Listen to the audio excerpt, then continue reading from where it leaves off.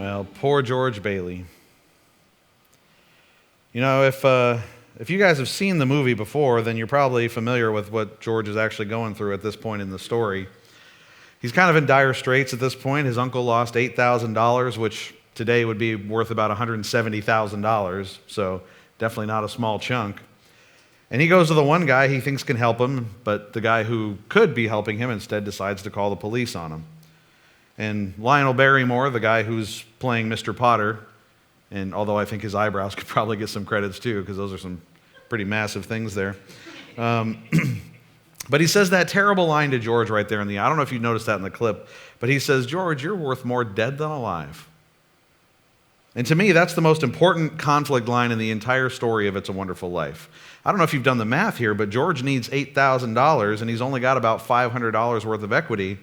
But if he were to die, there'd be that $15,000 life insurance policy, which means that they could cover the $8,000 and then his family would still have $7,000 left over to live on, but that would mean that they wouldn't have their husband or their dad anymore. And this is the very situation that causes George to go to a bridge and consider jumping off of it. Ultimately, George feels like really he has nowhere else to go. He's trapped. There's no other solution. And so George starts to begin to doubt some things. He diminishes his value to his family and friends because he puts a number on his life, right? That he's only worth a certain amount of money. He thinks that nobody's willing to help him. He even doubts that God knows how to help him later on in the story. And so he's desperate. He's lost his faith and he has lost all hope, which, church, that's a pretty terrible place to be. And that reminds me of an important story in Scripture. And at this point in the story that we're going to look at today, the disciples are facing a trial of their own. And there's 12 guys sitting in a boat, and they all have to respond to that same threat to their faith. And so today, if you're following along with your sermon notes, today's message is called, What If? And we're going to be reading from Matthew chapter 14, where the disciples are sailing across the Sea of Galilee at nighttime, and a storm kicks up. And then things start to get dire, and they learn just how important it is for them to keep their eyes on Jesus. So let's go ahead and read today's passage. We're in Matthew chapter 14, looking at verses 22 through 33. It says this: "Immediately he made the disciples get into the boat and go before him to the other side, while he dismissed the crowds. And after he had dismissed the crowds, he went up on the mountain by himself to pray. When evening came, he was there alone. But the boat by this time was a long way from land, beaten by the waves, for the wind was against them. And in the fourth watch of the night, he came to them walking on the sea. But when the disciples saw him walking on the sea, they were terrified, and they said, 'It is a ghost!' And they cried out in fear. But immediately Jesus spoke to them, saying, 'Take heart, it is I, do not be afraid.' And Peter answered him, 'Lord, if it is you, command me to come to you on the water.' And he said, 'Come.' So Peter got out of the boat and walked on the water and came to Jesus.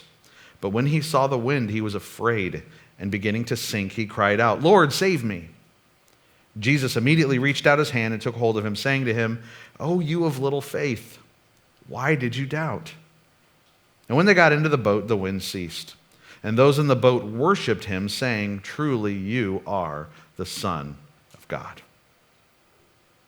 So church, when I read this story, I realize that we all face storms in life. And it's not necessarily always a literal storm like the one in this story, although if you do some crab fishing on the side or you live in Florida or something, maybe storms are literally your problem. But the reality is that all of us face personal storms of doubt and fear and uncertainty and struggle. I mean, it's just part of the human existence. It's what we go through.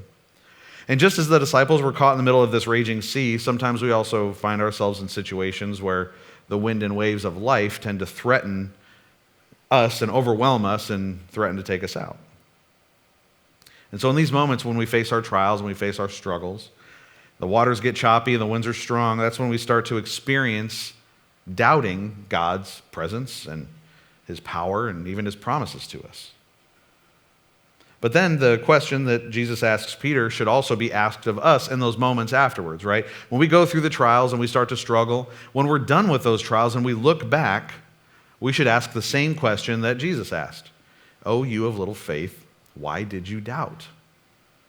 Why did you doubt? Now, this doesn't seem to be like a highly critical question, like he's not really rebuking Peter necessarily. It seems more like he's giving him an invitation to grow, right? To, hey, next time, step out in faith and remember that you trust me, the one who is greater than the storms. Don't forget that, right?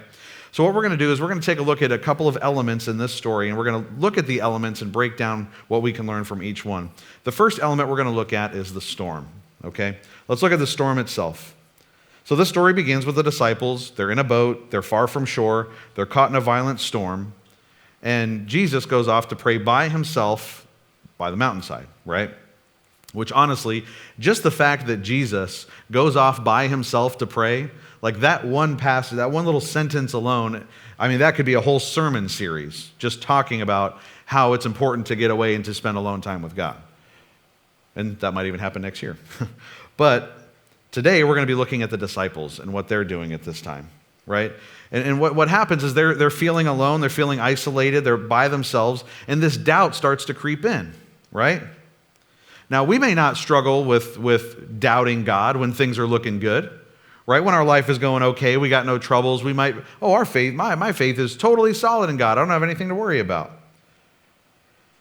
I mean, that's kind of where the disciples were probably at getting into the boat, right? I mean, they had been with Jesus for a while. They'd seen what he can do. They built their confidence in him, right? They saw his miracles. They'd become his friends. And yet, here they were, struggling in the middle of the sea with no sign of Jesus nearby, all alone. But if they had spent some time thinking about this, weren't they exactly where Jesus told them to be? Jesus is the one that said, hey, get in the boat and go over there. They're in the boat because Jesus told them to be. But it seems like they've forgotten that Jesus knows what he's doing. And I know sometimes, I don't know how you guys feel, but sometimes for myself, like I start to feel abandoned when things start to get hard. Right? You start facing that uphill road and it's like, God, where are you at? Why am I by myself? Why have you abandoned me? You know, in the film, after George asks God, hey, God, show me the way, he gets punched in the face. Which, by the way, if you want to see me get punched in the face this weekend, that's what's going to be happening. And Ian, they were here first service, but that's Ian's favorite scene. All he wants to do is, hey, can I punch you in the face again? Yeah. He would rehearse that scene over and over and over again if I would let him. But anyway, if you want to see that, that's happening this week. But when George gets punched in the face, his commentary is, that's what I get for praying. So he turns to God and says, God, help me with my situation. He gets punched and he says, that's what I get for praying. You know, I know that when I've had hard times in my life, I've mumbled sorts of bitterness to God, right? When things don't go my way. It's like, hey, God, my prayers, they're ignored, right? Why are my fears being unaddressed? Why is this storm still raging on around me? In those moments, if we're honest, we may ask, where is God? Does he see me? Does he even care that I'm going through this? It's like we believe that if things don't go the way we want them to, then God is clearly messing up. Right? If God was doing his job, I'd be happy right now. That's what we think. And I don't know if you've noticed this, but from my perspective, I feel like our culture, our society, we've lost the ability to suffer. We've lost the art of suffering well. Maybe that's a better way to say it. First of all, we've somehow convinced ourselves that we don't ever deserve to suffer, when in reality, the only reason that the earth is as dark as it is because human beings have brought sin into the world. Right? Every time we sin, it gets a little darker. We're responsible for that. And the Bible talks about how suffering and toiling and all these things are a result of human sin, and yet for some reason, even though we know we're humans and that we sin and bring darkness into the world, we feel like we shouldn't be subject to the repercussions of that. We forget that, oh yeah, suffering is now a part of life because of what I have brought to the table. But the other problem is that we've also convinced ourselves that every time we suffer, it's bad for us. Like suffering is a bad thing. But it's not. Church, what happens to somebody when they never face a hardship? They become spoiled, right? Does anybody remember the name Ethan Couch from about 10, 12 years ago? Ethan Couch, anybody? As I tell the story, you'll probably recognize it. Back in 2013, Ethan Couch was a 16-year-old that was drugged up and drunk, and he was driving, and he swerved off the road, and he plowed into a vehicle that was on the side of the road that had a bunch of people working on it, and he killed 4 people and disabled at least 1 other. Now, when he went to court for this, right, his attorney argued that his client suffered from a condition called affluenza. Anybody remember that? Affluenza. They were saying, hey, his parents were affluent, so he never really got punished or disciplined, so he couldn't possibly know right from wrong. It's not his fault that he didn't know it was wrong to drive drunk and kill people. Now, a lot of people were pretty critical of that defense, like this is kind of dumb, but at the end of the trial, he was sentenced to 10 years probation and long-term therapy to help him deal with his condition of affluenza. Now, did that work? Did his 10 years probation work? Well, since then, he's been a fugitive and he's been thrown in jail at least 2 more times. And a lot of people would say that that's because he has never actually faced a hardship. He gets away with doing things and doesn't know he's never learned a lesson. He's never been able to develop. When we don't suffer, we don't learn, we don't grow, it stunts our progress, right? So suffering actually has a good thing that happens to us. As a matter of fact, the Bible tells us that suffering is good for us. It even says that we should rejoice in our sufferings. Romans 5, 3 through 5 says, not only that, but we rejoice in our sufferings, knowing that suffering produces endurance, and endurance produces character, and character produces hope. And hope does not put us to shame, because God's love has been poured into our hearts through the Holy Spirit who has been given to us. So it's interesting that Paul declares that we should rejoice in our sufferings. Now, I think it's really clear that the Bible is saying our suffering is important and that we should rejoice in them. But how often do we actually do that? Anybody in here like to rejoice in their suffering? Anybody good at that?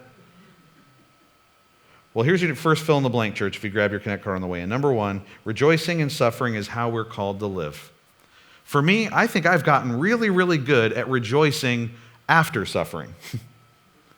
You know, like once you get through it and you look back and you go, man, there was a lot of good that happened in that suffering. I'm really good at looking back on suffering. But in the midst of it, I'm not so good. I struggle a lot in the midst of my suffering. Because when we suffer, human beings have a tendency to naturally do something else besides rejoice. Usually what we like to do is we start doubting and complaining and whining and feeling like a victim.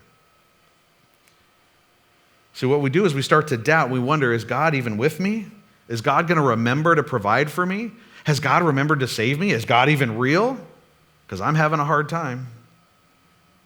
But we have to remember that because we're in a storm, the storm itself is not evidence that God has forgotten us. Actually, it's quite the opposite. The fact that God cares enough to admonish you, right, to put you through a situation to learn from, shows that he wants to discipline you as a child. And then what's crazy is in this story, in the middle of the storm, right, where these guys are probably thinking that God has abandoned them, suddenly we get to the next thing that we're looking at, and that's that Jesus appears in the storm. He doesn't wait till the storm's over. He shows up in the storm. In the darkest hour before dawn, when the storm is raging, Jesus shows up, and he doesn't even just show up. He shows up walking on water, which I don't know if you know this, church, that's kind of a big deal.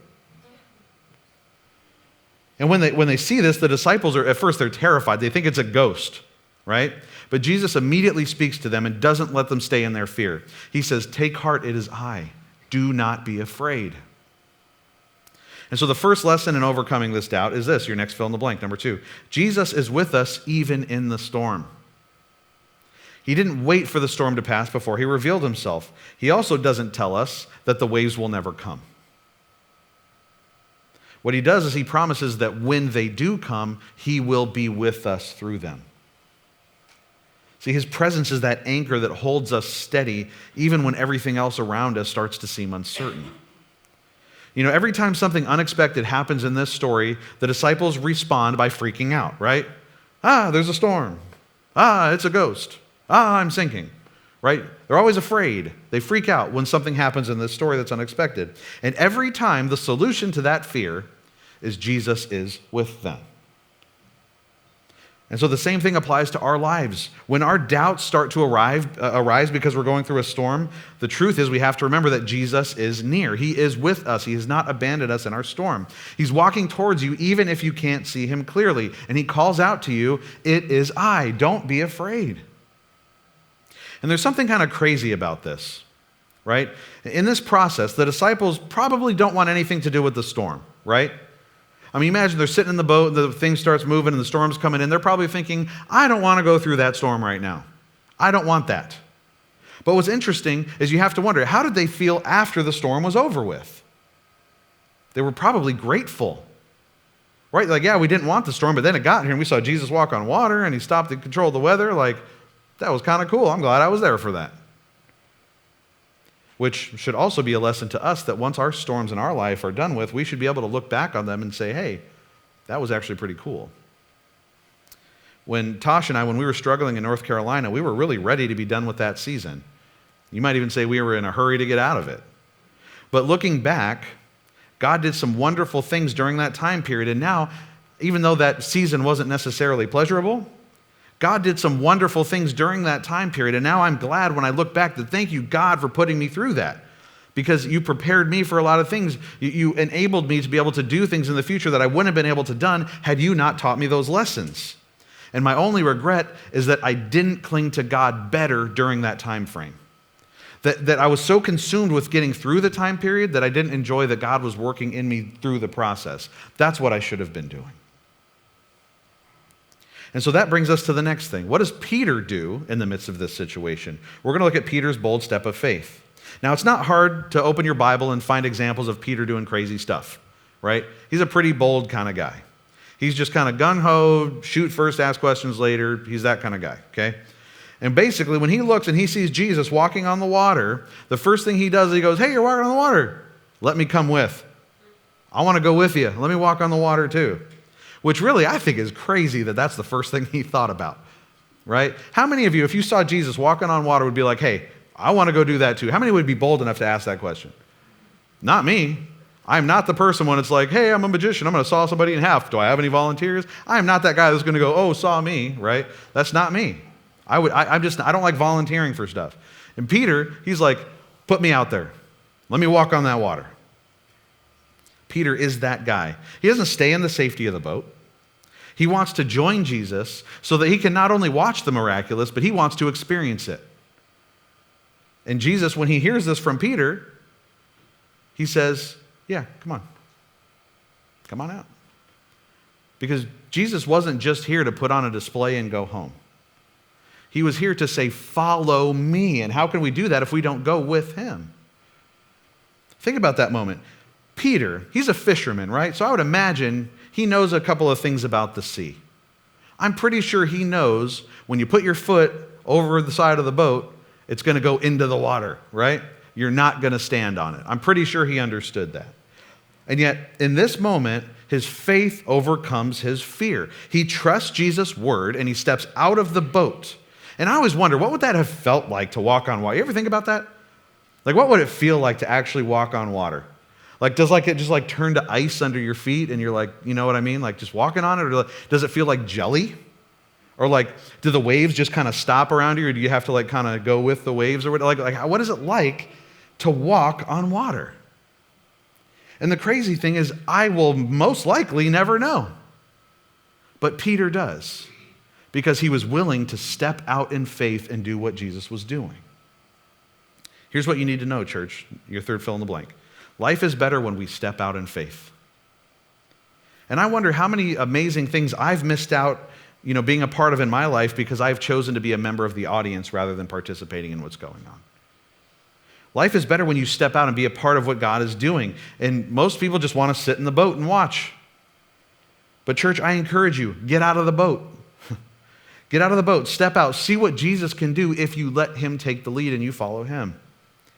And at this point, things are going great for Peter. He's doing the one thing that literally only one other person on earth has ever done before him, walking on water. And as long as Peter's eyes are fixed on Jesus, he participates in the miraculous. But then he notices the wind and the waves, which is interesting because that's the same stuff that scared him at the beginning of the story. And he notices it again, and then things start to go south. As his fear builds up in him, his faith starts to falter, and Peter begins to sink. Which brings us to the next thing we're looking at, and that is Peter's doubt and fear.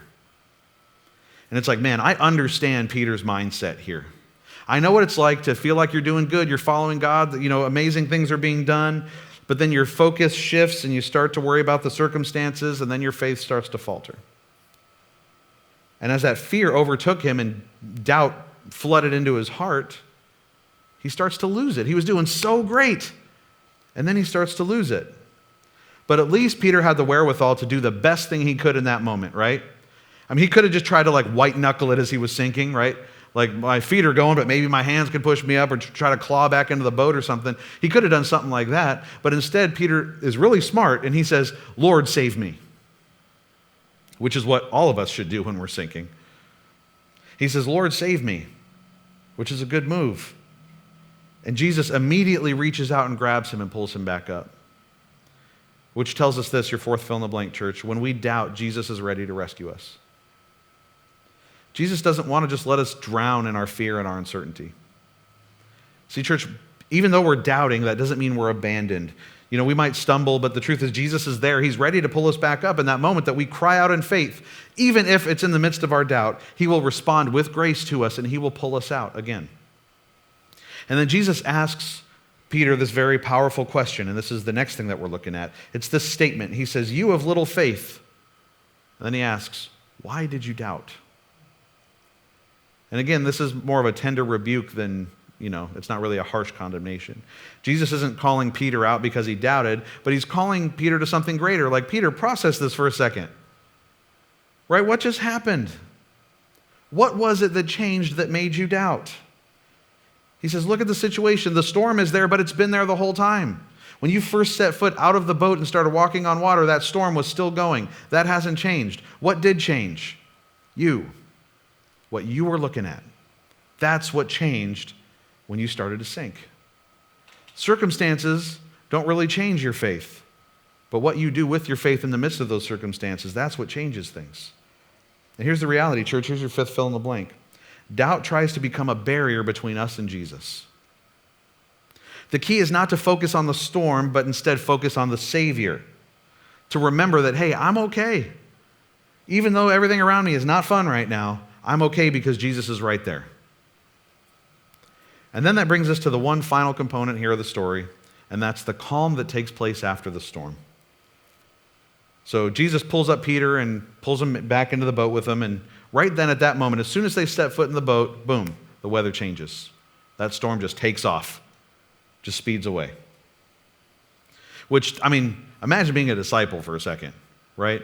In here, I have a picture up here. This is actually the Sea of Galilee with a storm there. So you can imagine being on the Sea of Galilee, and that's what it looks like. And you have this storm raging around you, and all of a sudden, Jesus gets in the boat, and then those clouds just take off and go the other direction. Right then and there, instantly, the sea just flattens out. That must have been a crazy thing to experience, right? The weather changing because Jesus got in the boat. That's wild. Think about our planet and its immense size and its power, right? And gravity spins this enormous sphere to the point where wind is created from air that would otherwise just sit there. But then it becomes this powerful force that'll tear things down.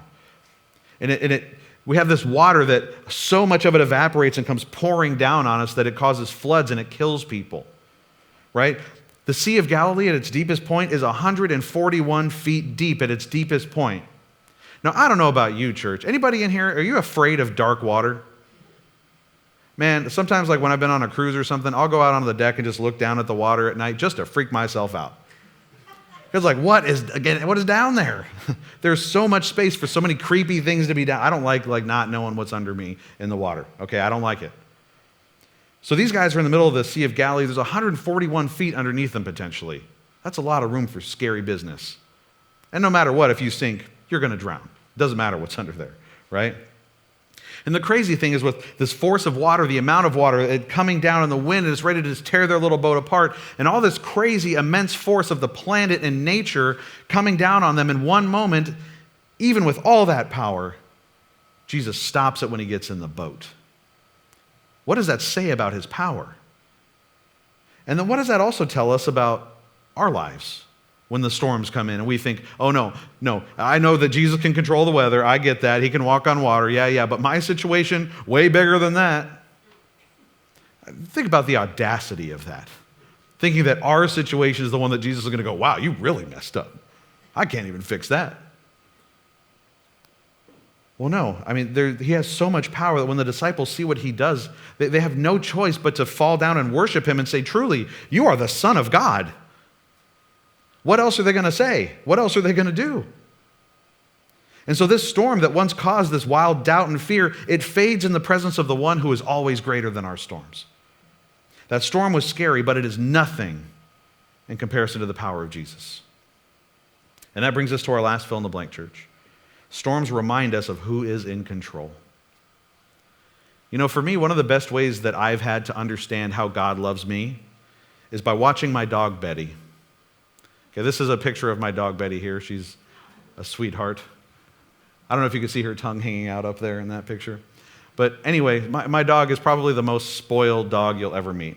When we first bought her as a puppy, I don't remember what she did, and I was going to discipline her or something, and Tosh was like, listen, I spend all day disciplining kids. I'm not disciplining the dog, too.